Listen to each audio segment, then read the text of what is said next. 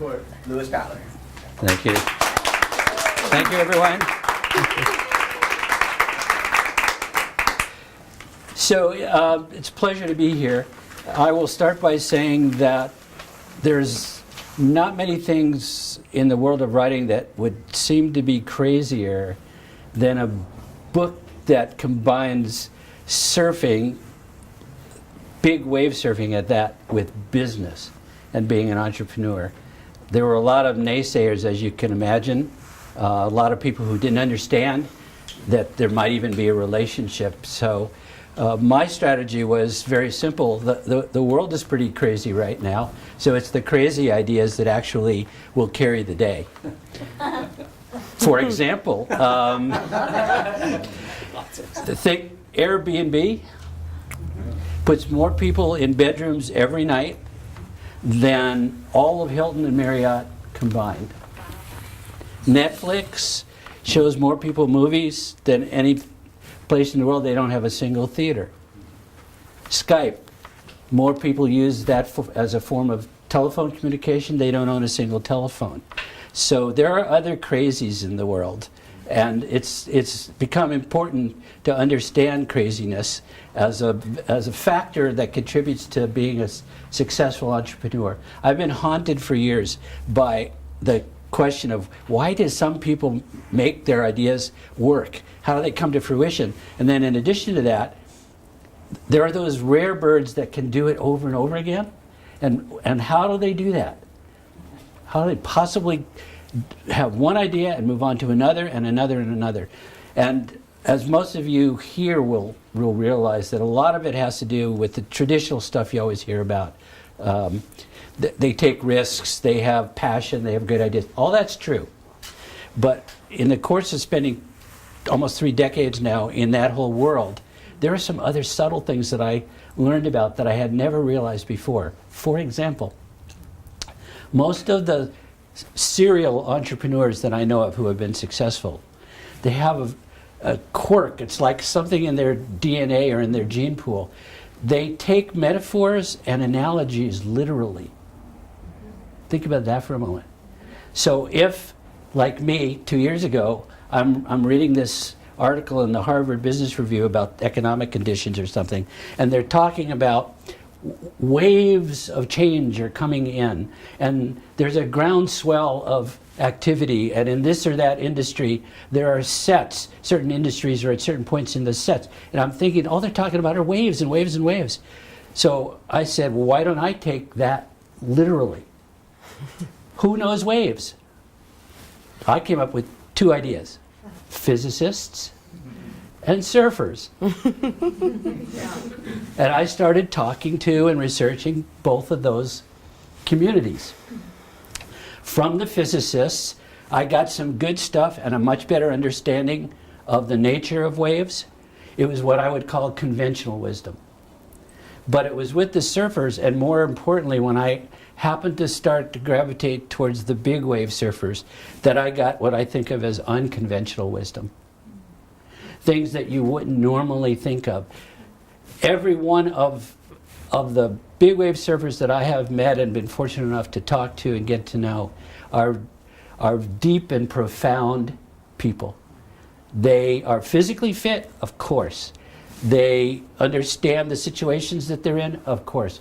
But their ability to prepare and to do hard work and to carry that passion for what they do and to go back out after being tumbled and beaten up and battered with a smile on their face is unprecedented in any other field that I know of. There are a lot of books that are out there about elite athletes or different sports, golf and the kingdom and skiing and becoming a better business person or a leader, but nobody's ever written about surfing. And big wave surfing to me is just a whole special category unto itself. Also, it was a very manageable group. We're talking about realistically maybe 300 all over the world combined, compared to an estimated 30 million surfers. So I could wrap my hands and heads around that community and try to take a bath in it and get to know it and understand it better. So that's what I did in terms of why I wrote this book. The other part of the book was that it didn't start out to be a book about surfing. It was going to be a chapter in there, in this larger book, about my understanding of why it is that some people are routinely almost successful. You know, the Elon Musk, the Richard Bransons and so on, they get the most notoriety. But on much smaller scales, there are little men and women all over the place that do things repeatedly well. So I was going to kind of chronicle what I had learned over these 20 more years working with those kinds of people. And I came to the point where when I understood what was, I think, going on with the big wave surfing community, it really shed a lot of light on understanding how entrepreneurs need to do things. Now, we all live in the Silicon Valley area, and I'm sure you're aware of the fact that there is a lot of what passes as innovation that is, in my mind, just kind of an intellectual entitlement program. People who have an idea think that it automatically ought to succeed and it automatically ought to make them rich. Neither of those things are true, but as you will see, it's often the case that people don't do the hard work. They don't take their time to figure out the resources they need, the team that they need to build around them, how are you going to sustain what you do so you don't make it a one-off proposition? How do you create what I call a company of innovators as opposed to a culture of innovation? If every single person doesn't have innovation as their everyday job, as was stated in the intro, that's one of my one-liners, my passionate beliefs. Innovation is everybody's everyday job, and therefore you have to create a company of innovators as separate from a culture of innovation, which is much more abstract. So I get a contract to write this book, and the book turns out to be entirely about surfing and how surfing can apply to being an entrepreneur.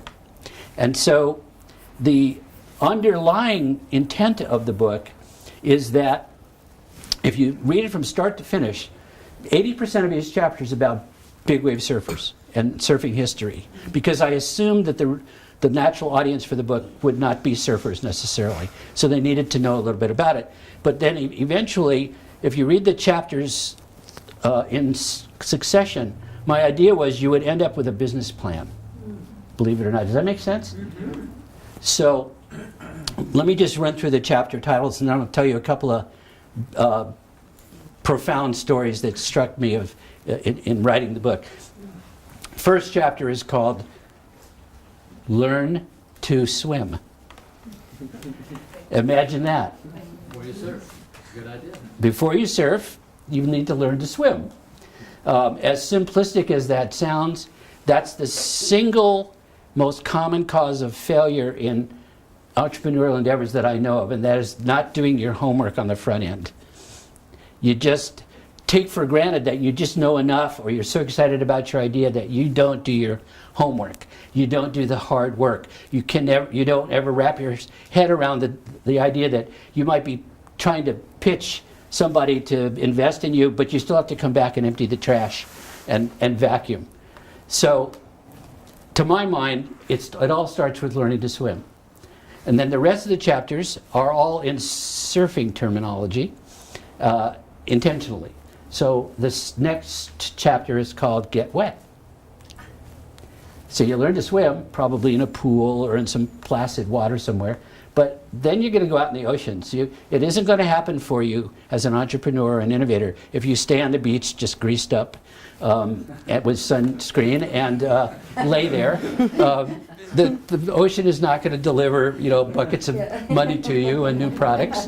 You have to get out there. So, we all chuckle, but I'm dead serious about this stuff. So you get wet. So you're out there, and it's your first time in the ocean maybe, and all of a sudden you get a little respect for what you're dealing with. The ocean is the most amazing, wonderful, scary, beautiful entity that I know of in the world. And you get out there, and then the third chapter is called Decide to Ride. what are you going to do when you're out in the water? You're out in the ocean, got a lot of choices, right? You look at these choices right here, just in terms of ways in which you can be in the water. You can stand up paddle, you can surf, you can boogie board, you can body surf with or without fins. You can get battered once and decide it's not for you. And you go back to shore and you just go to the local swimming pool. All these things are choices that you have to make. So you have to decide to ride. So let's say you decide that you're not only going to surf, but you're going to do serious surfing. Fourth chapter is a chapter that it was something that I learned from a young high school guy. I do some consulting in the Silicon Valley area, and this is about 15 years ago. And the fourth chapter is called Always Look Outside, or in more modern vernacular, it's out the back. Because when the commentators are doing it live, if they just say look outside, it doesn't make any sense, so they shifted it to out the back. But you know, in the days when I was learning to surf and be in the water, that's the way it was described. You know, outside. Someone would just yell outside, and you'd look for sets as they were coming in. So at any rate, so I'm coming back one day. I finished up early in the Silicon Valley. I'm doing some consulting work, and I get to have a little bit of time, so I decide, as I'd done many times before, I'm going to go through Half Moon Bay to Pillar Point, to the parking lot, to go see what's going on at Mavericks. Not that I'm going to go out in it, but I'm going to climb on the cliff side there, and I'm going to watch. So I park the car, I walk out to the beach, and I'm almost to the beach, and there's one guy, a high school kid, coming out of the water with a 10-foot board and a big smile. And I said, "How are you doing?" And he said, "Good." I said, "What's going on out there?" He said, "Oh, it's 3 to 5 feet. It's pretty choppy and wind blown." And so I just paddled, he says. I said, "Well, so where did you go?" And he gives me some landmarks, and we exchange pleasantries, and he heads back out the parking lot. I watch a couple of guys who are out for about 10 minutes, and then nothing much was happening.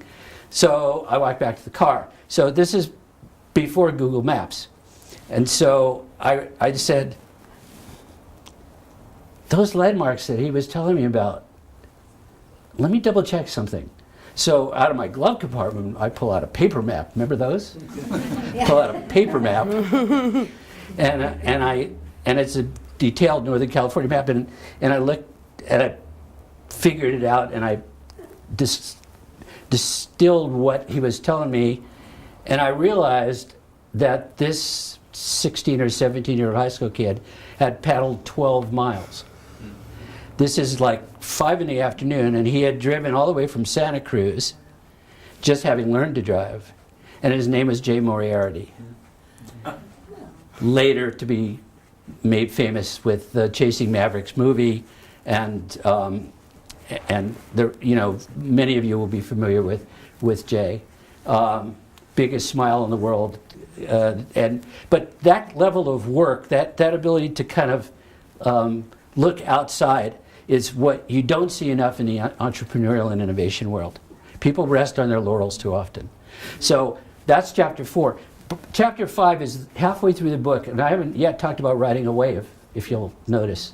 So chapter 5 is where you've done all of your training and your preparation mentally, physically. Chapter 5 is entitled Commit, Charge, Shred. Now, the business world had no clue what I was talking about.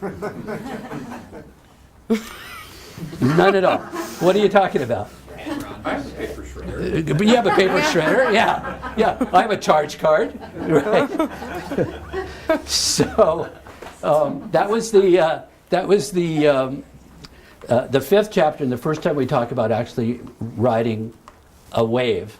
And similarly, that's the moment, say in the business context, where you actually are ready to launch.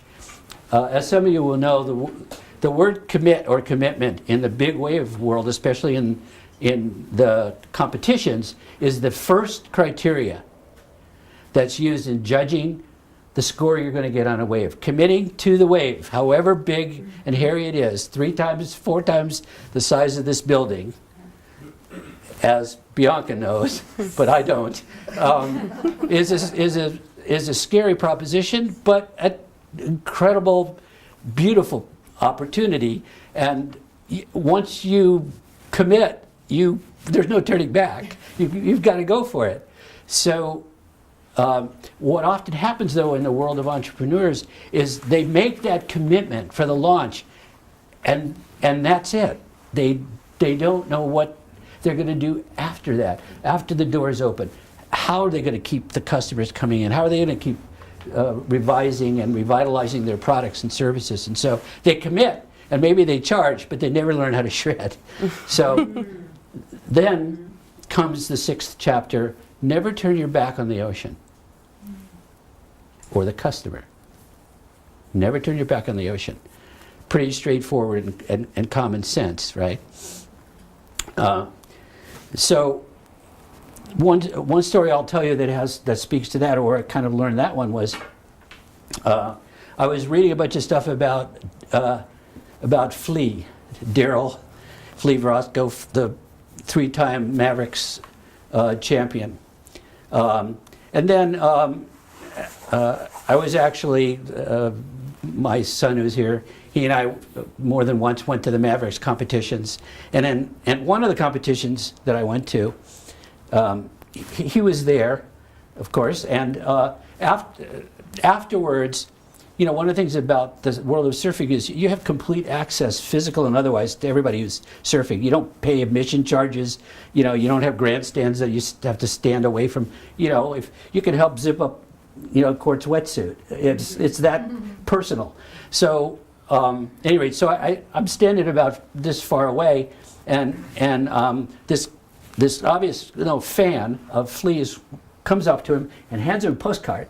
And I can see from the postcard that it's this little flea on a big log, and it's a picture of Flea on a huge wave, and it really looks like what we've been seeing recently from Nazare and stuff. I mean, it's a huge wave, and he's on it, right? And so this guy hands him a blue Sharpie, and he's writing something on it, and the guy smiles with his little postcard, and off he goes. So. Years go by, till 2 years ago, so it's 10 or 12 years go by. And I'm looking on eBay, as I often do for surf and baseball memorabilia, and I see this postcard is for sale. and I didn't know what the postcard said. I assumed it was just, you know, Flea, and he has this way of writing his name with big, like, block letters and stuff, just Flea. So I look at the pictures on eBay of the postcard, and I know it's the same postcard. There's no doubt about it. And then it shows a close-up of what Flea wrote, and he had written above his name, "It's only water."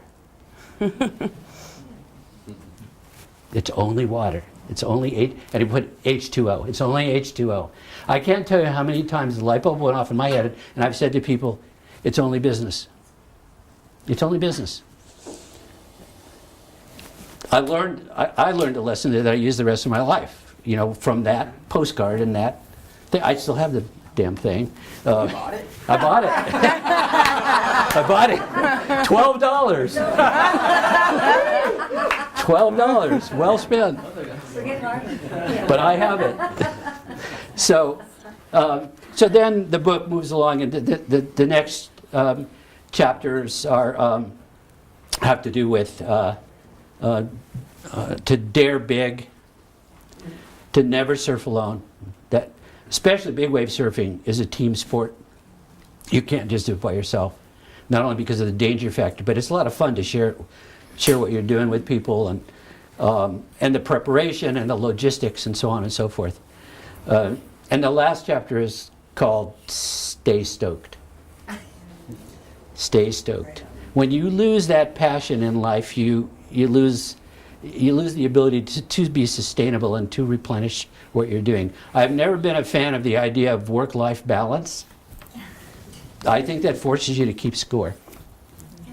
I do believe in work-life integration, where it's all part of one thing. So many's the time we've been on vacation as a family and I'm off taking care of an email or a phone call, and you just do it. I don't begrudge it, and I try to, just have it integrated into my life. And that notion of to stay stoked is partly what I'm talking about in that chapter, is to find a way to replenish yourself and build yourself up again. So that's a little bit about the book. And I'm going to stop here because I could talk in the abstract about big wave surfing, but we have with us tonight someone I'm proud to call a friend. I'd like to introduce all of you to the number 3 woman's big wave surfer in the world as of this year, and previously the champion of the whole wide world, Bianca Valenti. So Bianca and I are going to do a little Q&A for the camera, but I have a couple of questions we're going to ask her, and then I'm going to open it up to you to ask anything you want of either of us. So that's what we're going to do for a couple of minutes. So, hi. Hi. Hi. The first question has to do with that earlier concept that I was talking about, decide to ride. Every big wave surfer has their own story about how they made that decision to go after the big waves, and then, of course, what they learned from it. So I'd like you to tell everybody what your story is. Okay, so it started at Ocean Beach, believe it or not. I had surfed there one time. I was in college going to school at UC Santa Barbara, and I came up for the weekend to visit my best friend. He went to UC Santa Cruz, and it was like the first swell of the season. I think this was about 12, 13 years ago, and we woke up super early, and we were checking everywhere in Santa Cruz. It was super crowded, so we kept going north, and then finally we got to Ocean Beach, and we just saw these like perfect A-frames, nobody out, offshore, sunny, and we were like, yes, everyone in Santa Cruz is just so stupid they're not here right now, and this is gonna be like the best ever. And we saw, we had like a little bit of bigger boards for the bigger waves, but we saw some older guys going out on huge guns, and we were like, I don't know, what are those guys doing, But we saw the way they paddled out, and so we just kind of followed their lead, and made it out like really easily on our little shortboards. And then all of a sudden, and there was my friends in college. I had surfed Ocean Beach one other time, and they told me, rule number 1 of Ocean Beach: it's always bigger than it looks. And so we paddle out, and somehow we make it out like pretty easily, and then this big set comes, and we duck dive under one, and then the next one is just like this 15-20 footer like pipeline barrel that a truck could fit in, and it is like about to detonate right 5 feet in front of us. Like we're in the worst possible place ever.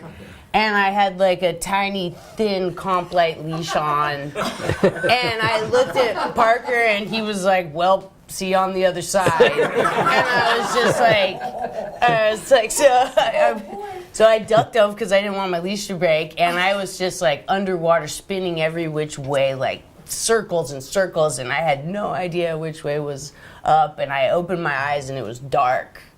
And I was like, oh my God, like, I'm gonna, my foot touched the ground, and I was like, God, and I started swimming like so slowly, my body was just done, like tingling all over, and I thought, if there's another wave behind this one, I'm gonna die. And I came up, and there was not another wave, thankfully, and my whole body was convulsing, like I didn't even know your body could convulse everywhere, and I was just gasping for air. And and I looked at Parker, and he's like, "I'm going in," and I was like, "Me too." And then we got onto the beach, and we were standing there on the sand, and I was just like, "Oh my gosh, I want to ride those waves. Those are big, giant, perfect waves." And I had, been surfing already for 20 years, and I loved it. And I was like, I'm gonna make the commitment to put the training in and be out here and learn how to ride these waves. And so that's what I did. I started making the preparations and doing the physical, mental, getting the right equipment, taking advantage of everything that I could to set myself up for success.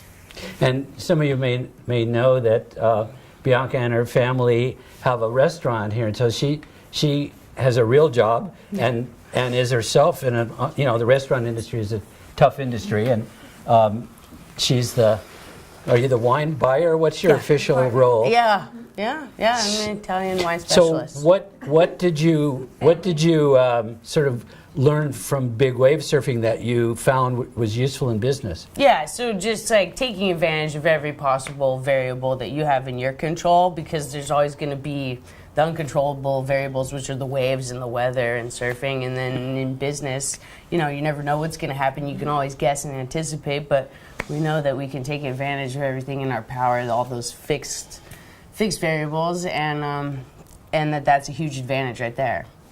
So second question I have, and then we're going to open it up to all of you. And just also being comfortable. I think surfing and getting in those uncomfortable situations sets you up it translates into life, whether it's, in your family and friends relationships or at work, that when those uncomfortable moments come, you're like ready for it, So the other question is kind of a corollary to the first one, and that has to do with after you have been beaten to a pulp and you're ragdolled and you're there's a phrase of tombstone. You're bored tombstones because it will float up and it'll stand vertically. It'll look just like a tombstone. And for those of you who don't surf and know these terms, but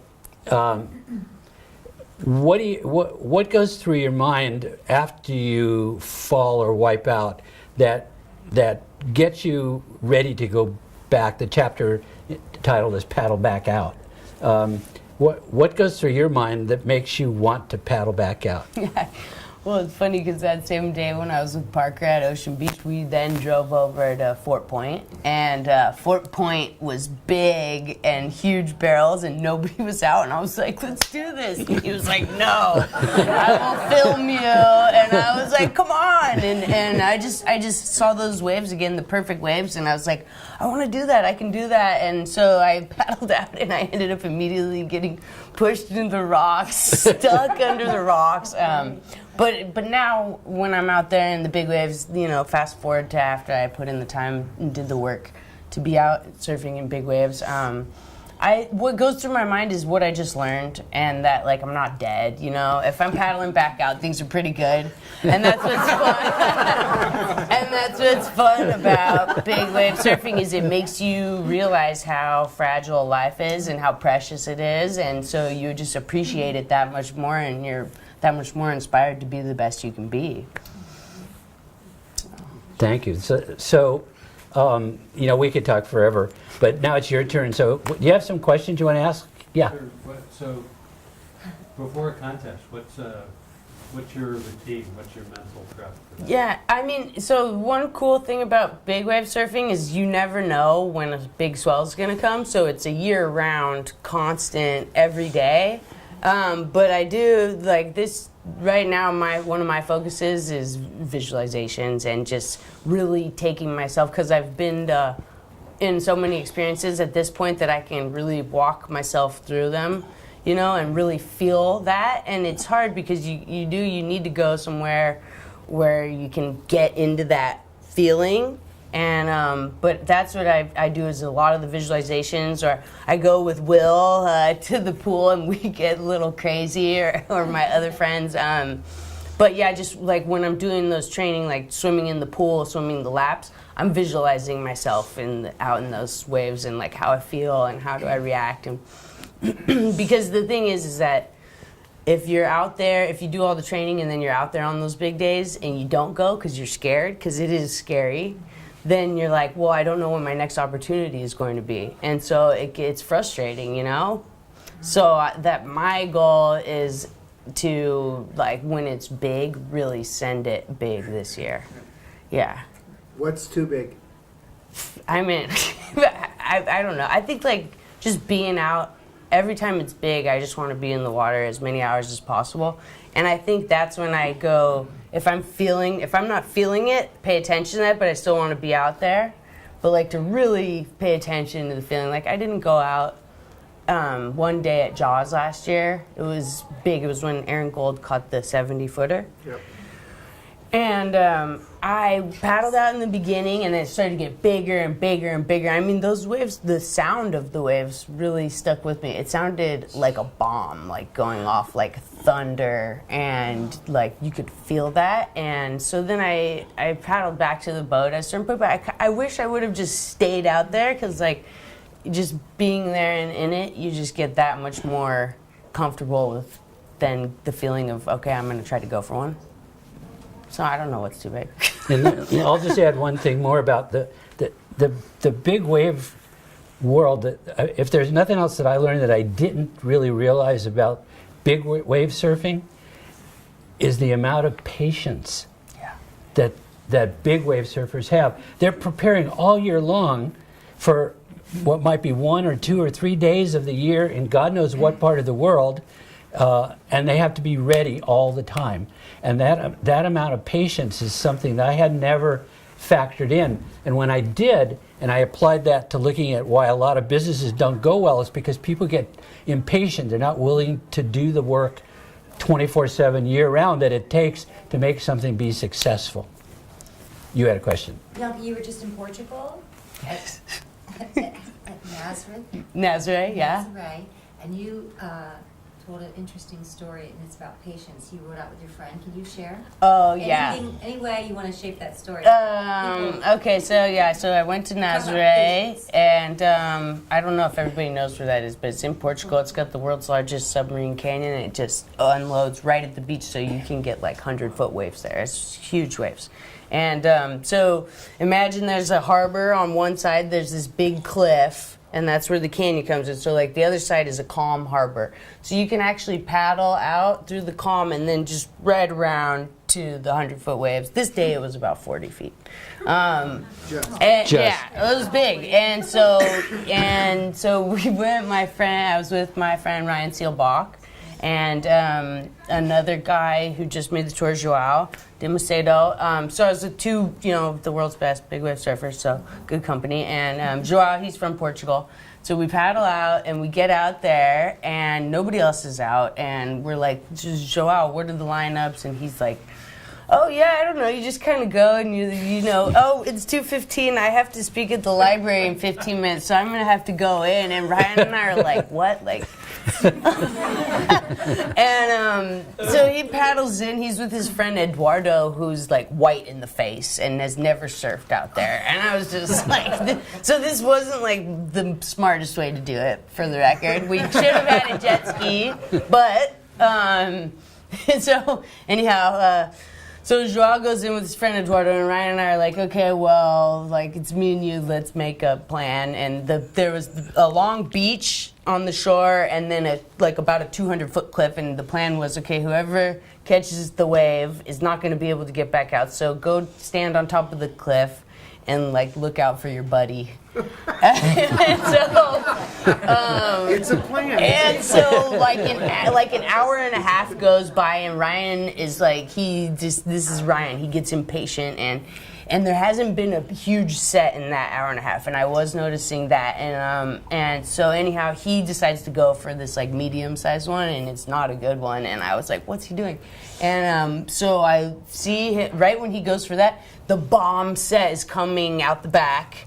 And I'm like, here's the set that hasn't come in in an hour. And I just start sprinting for the horizon. And I look back and I see him once, and I never see him again. And so my heart rate instantly like skyrockets. I'm having all kinds of thoughts. And I was just like, you know what? I had to just talk myself out of it. I was like, you know what? He's fine. He's been surfing big waves all his life. He knows what he's doing. Like, you don't have to worry about him. He's fine. He's going to be watching out for you. And I was like, I just started doing my self-talk, like, to get my heart rate down. I love this. I live for this. This is the best session of my life. And, no, it was just me. And so I had my little mantras I made in my head. I was like, it's just me and the sea. And like, I was thinking of like Jeff Clark when he must have been surfing Mavericks by himself. And so I got my heart rate nice and calm. And I was like, okay, let's do this. Let's like get your wave, you know? And another thing that was going through my head, well, I wanted a wave just for me, but then another thing was like a woman's never paddled into a big one out there. So I was like, oh, and then there's the icing on the cake. If you get it, you're going to be the first one. And so a little extrinsic motivator there too. And so finally, like another hour goes by, and I see the one that I want, and I start paddling into it, and I start dropping into it, and I see it's going to close out. So I kick out, and it was the next huge set that hadn't come for an hour. And I was just like, fuck, you know, like this is, the wave has, this first wave is like 40 feet on the face, and it's crumbled like halfway. So I dive under that one, that's fine. The next is like a mountain, like 40 feet, like an avalanche coming straight at me. And I just started breathing, dude. My breathing dove down, and it started pushing me like deep, deep, deep, deep, deep. And finally it stopped pushing me, and I just inflated my vest, and I kind of crossed my arms and just chilled, and I was just like, just relax, you're fine. And I had to take like 6 more of those on the head. And finally I was pretty much washed into the shore. And my oxygen was all depleted, like my legs are tingly at this point. And then you have to get in on the craziest ever shore pound of your life. And so the way the beach goes, it's flat sand, and then it drops off like vertical into the ocean. And so when the shore break there, it's like a 10-foot wave, but it drops out. So all of a sudden you're up on a ledge higher than this ceiling, looking straight down at dry sand, just to try to get from the water to the shore. And so I was like, God, I was just like, I don't want to deal with this now. So I did something stupid. I took my leash off, and I pushed my board in, and it went way up on the shore. So I was like, that's fine. And then I was like, oh, it'll just push me in. The waves will just push me in, and just strategy, and you can just kind of swim up with the waves. But I wasn't getting there. I actually started getting sucked back out. And so I was like, it took me like about 20 minutes, and finally I just ended up body slamming with a wave onto the shore, kind of tumbling in, and then I just crawled up to my board and had that exact same feeling from Ocean Beach, where I was looking out at the horizon like, I can get a lot better. And I hope Ryan's alive, and I'm going to go try and find him. I was like, if he wasn't, there would have been an ambulance by now or something, yeah. So. Yeah. Where was he? So he had actually gone to the top of the cliff. He never saw me again. And so then he was like, well, did she paddle back to the harbor or what? And so he actually went in the car, like a 5-minute drive down, got to the harbor. Then he started tripping out, going, oh, I should have watched her hair. And I was like, well, we had our plan, you know? But so it was like a really raw, but it was a good check-in, and it just like you can't get that kind of training in training. So on everything. Yeah. Yeah. Now just imagine if everything she said, every time she mentioned the word surfing, you substituted the word business. You know, you have a plan. You have somebody who's watching you, but they aren't really. You don't you expect one thing, but then something else happens. So, just to reiterate, the metaphor to me just kept making more and more and more sense, and it still does. More questions? How much time do we have? We're okay? Whatever. Yeah, so staying on that business and surfing link, in business you write mission statement, and then you have a series of goals to hit that mission statement. So Bianca, for your mission statement, I'm sure it's changed as you've gotten into bigger and more hairy situations. Kind of what were the time periods between those, and what were some of those goals that you set for yourself? Yeah, I mean, I always have been a goal setter, and I'm always evaluating them. Like right after the XXL Awards, I get third. The other day, I'm like, okay, well, I want to win this year, so I sit down and set goals. But then also just you guys probably know, but like in the last year, I've been a big advocate for getting women into Mavericks. So I kind of realized, especially with what was going on in the political environment, that like every time I go surfing, if one male or even female changes their view of women because they see my surfing, then that's like a march in itself, and that's empowers me and empowers them. And so my goal right now that I have on my board is like change the world through surfing, and just do whatever you can to create more opportunity or equality or help the environment. And then those are like my big goals, and then just the little ones on the day-to-day are more strategic, not as esoteric. Yeah. So Bianca, like a lot of people who really have passion and have good ideas get tripped up by fear. So maybe it comes back to Lewis's idea of when you decide to ride, but how did you get over that hump and make this your career, basically, and not get weighed down by, oh, I won't earn enough money, or it's not practical, or I won't be, good enough, or like all of those things that most people deal with all the time. Yeah, well, the fear is like it's always there, and I think that's when you learn those little tricks. Like I've been following this guy lately. He's a neuroscientist, and his name's at Stanford, and his name's Andrew Huberman, and so he has all these neuro hacks. And like, when you tell yourself, "This is the best session of my life," your brain actually like releases chemicals at that point to lower your blood rate, and then you can't focus. And so I use all those kind of little tactics and tools whenever I can. But then also, I just think that the fear is good. Like, it's good to put yourself in uncomfortable situations. And that by doing that, you become more evolved, and empowered in yourself and what you can do in the world. But in is the what very I think. beginning, is that how you sort of made that? In the beginning, I was just like, I saw other people doing it. I knew I could do it. Like I was like, I'm a better surfer than them, and they're going out in the big stuff. And so I just knew I had to put in the time and the training and the hours. Yeah. Yeah, if you think about it, surfing is the only sport that I can think of where failing is guiltless. That's true. Yeah.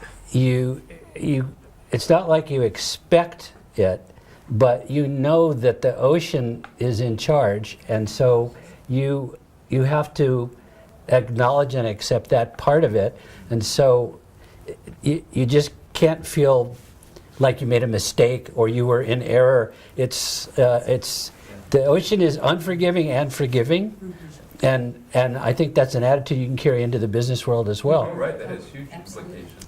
Yeah, and I will say, I have a cousin who I've always really admired and looked up to, and an aunt, and so we used to boogie board together when we were little, and he always told me, you have to fall to get good. He was like, in the video games, when you want to pass a level, you're gonna have to lose first, like a bunch of times.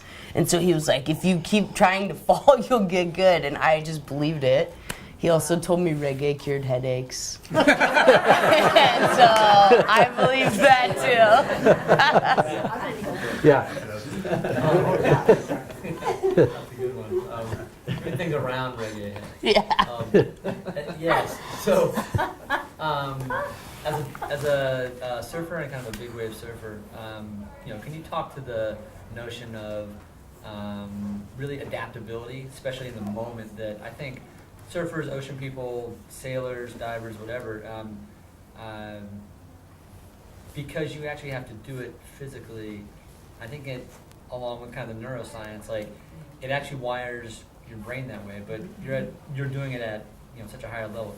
Can you speak to that? Yeah, I think the ocean's always changing. The tide's changing. It's never staying still, and the wind, and so you have to anticipate the change and then adapt to it. And I think that's what keeps me stoked and passionate about it, is that it's always changing and it's never the same. And even though I'm doing those visualizations now to go to Puerto Escondido sometime coming soon. I know when I get there, it's not actually going to be the same. So I think that keeps my stoke burning, and keeps it fresh, and that you can just never get, like, there's just always more to learn. And so, yeah, that for me, that's what it does. Is like the constantly changing environment keeps it so interesting and fun and exciting. Yeah. What are you thinking and doing during the beatdowns, during the hold downs? How are you finding peace in those moments? What are some of your... Yeah, I usually just am telling myself to just relax and chill and just trying to like not move and to keep my heart rate down. I know some people like go into like a dance club or whatever in there, but for me, I'm just I tend to go. Okay, so when I get in a really hairy situation, and it's been since I was a little kid, I just start taking action, and I'm staying logical. And so for me, what's logical is like I want to conserve my energy. I'm going to tell my heart to slow down, and I'm going to relax, And so I think that's always been a strength of mine. I think in the course of doing the book, I probably talked to or researched 150 surfers, and when it got to that point in the big wave world of what happens when you're really rolling and tumbling, is so often what you heard was time slows down. Yeah, definitely. Time slows down, which I intellectually understand, and there have been moments when I think, not in the context of in the water, but in other situations where you're in danger, but you know the best thing that you can do is just stay calm, make yourself aware of the surroundings, and relax a little bit, because you're just going to expend energy if you don't do that. So I think that's what you're saying too. And you have to slow things down. Slow down, and then if you want to surf all day because the waves are big and you wipe out, I want my energy to last all day and won't wipe out. If I freak out, I'm gonna expend all my energy. So. Other questions? I think that's Yes. important. She speaks to sustainability in that, right? Mhm. Looking to sustain the day. Yeah. And the moment. Yeah, exactly. And those moments. Yeah. So oxygen debt will kill you. Yeah. It will. Literally. Literally. And so you have found a way to compensate to sustain the moments that mean the most to you. Mm-hmm. So. Totally. And that allow you to be successful. Yeah. And that's profound. Mm-hmm. I think those are Quick. like strategies more than just, like, oh, there's something that sort of happens. Like, that's, I think, the real connection That's the between money. surfing and business or Yeah. Family relationships or whatever else is actually just kind of having a key understanding of slowing down, not expending energy, this will pass. Yeah. Even in the chaos. Yeah. Yeah, exactly. And I don't know, sort of having a belief. So maybe I surf much a smaller way than you do, but even if I'm getting held down, which actually seems a lot longer than you're like, that was 15 seconds? What? 15 seconds is a long time. Yeah, right. But I think having,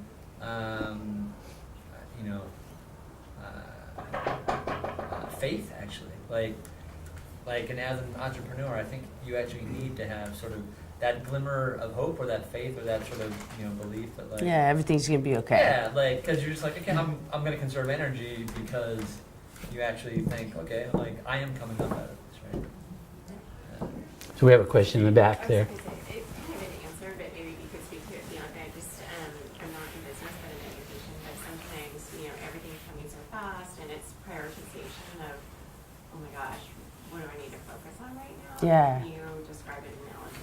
Yeah, and it's a balance for me every day because, I've got like emails and then I go to the restaurant and then I've got my surfing and my training. So, I do what I enjoy the most. That's how I prioritize it. You know what I mean? Because like if I'm gonna die, if I walk out into the street right now and get hit by a car, then at least I finished doing what I enjoyed. And so, but yeah, and then and the other thing is too, like I think there's a lot to be said for breathing and focusing on your breathing and whether or not you're, most people who are swimming or surfing, they have a relationship with breathing already. But yoga, I think all of those tools really help you just kind of just check in with where you at, you know, I'm right here. So just those tools too. What Yeah. advice would you give to a young girl trying to break into a male-dominated environment? I have a daughter. Yeah. No, I make friends with the boys, and yeah, compliments go a long way. Make friends with the old guys too, because that's like one thing I always did. And my mom didn't surf, and she was a single mom, but she would take me down to the beach, down to San Onofre, and she'd just be like, okay, if you want to ride down, you got to find a ride home. And so I'd just be like, hey, is your name? Oh, Court, I'm Bianca. Like, so I get an awesome wave, and then I'd be like, hey, by the way, are you gonna go by Dana Point later? Because I could use a ride.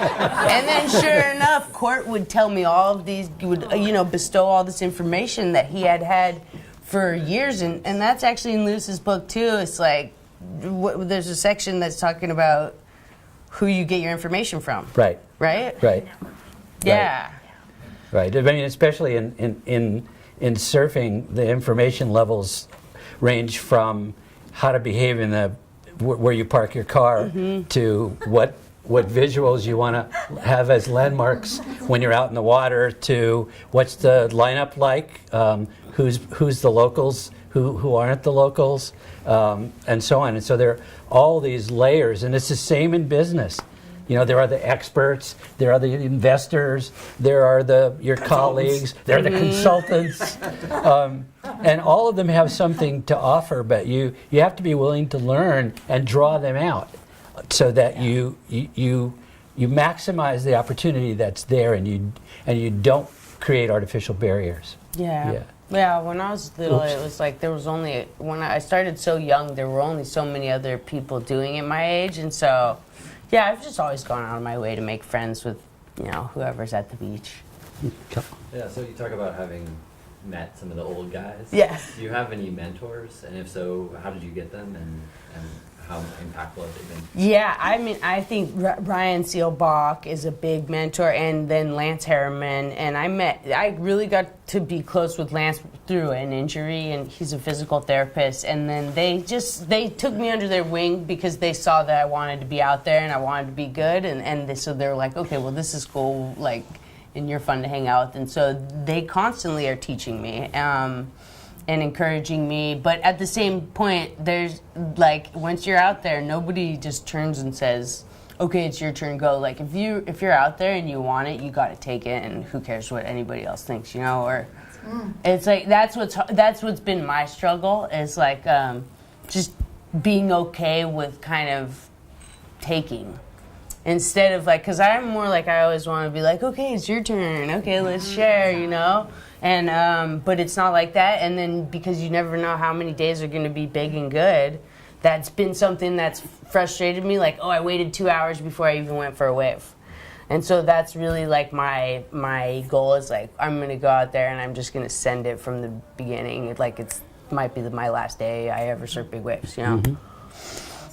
Yeah, there's a sweet spot in there between being nice on the one hand and demonic on the other. That somewhere in the middle there is where things can really happen. Yeah, Court. Seems like humility goes a long way in both business and in surfing. Have you comment? Yeah, I mean, and that's one thing I love about surfing too, is like every time you go, you get humbled, whether it's 1 foot or 20 foot. It's just like the ocean just brings you back to earth and makes you realize you're just a tiny speck of sand in a huge universe. And so I love that too. Like, Lewis, question for you. Speaking of humility, Sean is one of my heroes, and I know he wrote the foreword. How did that? Yeah, come Sean to be? Thompson. Yeah.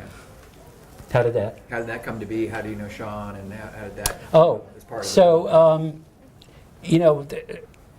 the underlying glue in the whole world of surfing and anything in the water sports that I know of is this sense of community. It's a real community, and it's kind of like if you went to a certain college and anywhere you are, you run into somebody from that college, they take you in, you share stories, etc. So my best friend who passed away this past year, Mike Moser, his brother, Patrick, is one of the world's foremost historians about surfing. He's landlocked at some university like in Missouri or literally Missouri or Oklahoma, but he's the professor of surfing and surfing history. So I met his brother, Patrick, who had co-authored the book, Sean Thompson's book, the Code book. Right. And he introduced me to Sean, and then Sean was completely and totally gracious. What do you want to know? Let's talk on the phone. I'm in Santa Barbara. Where are you? Okay, you're in Northern California. Come down and see me. I spent a day with him. I've been on the phone with him many times, and then I asked if he would write the prologue to the book, which he was happy to do. And he worked hard at it to do it. And similarly, in the business world, the afterword for the book was written by a woman named Kathy Rogers, who now Bianca has met. She's like Bianca; she's a pistol, full of energy. And Kathy wrote the afterword. She works for IBM, reports directly to the CEO at IBM. So IBM has 200,000 employees, and Kathy is a direct report to the CEO. And Kathy's job is the only corporate job I could ever imagine having. Her job title is the Vice President of Global Opportunities for IBM. Her job is to travel the world looking for interesting people doing interesting things that IBM ought to know about, invest in, buy, or stay away from. And that's what she does. So across the board, and it turns out that she also surfs, which I didn't know until we started talking just on a level. I wanted somebody from the business world, because don't be limited or confused by the subtitle of the book. It says entrepreneurs, because as important, at least, of every entrepreneur, there are what they call intrapreneurs.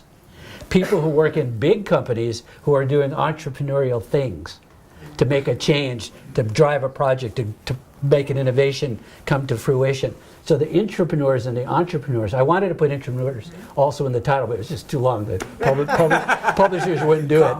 Right. Right. And the CEO of IBM is a woman. So the short answer to your question is that community of surfers is so gracious and so humble and so giving that it was like I'd known him forever and he couldn't do enough.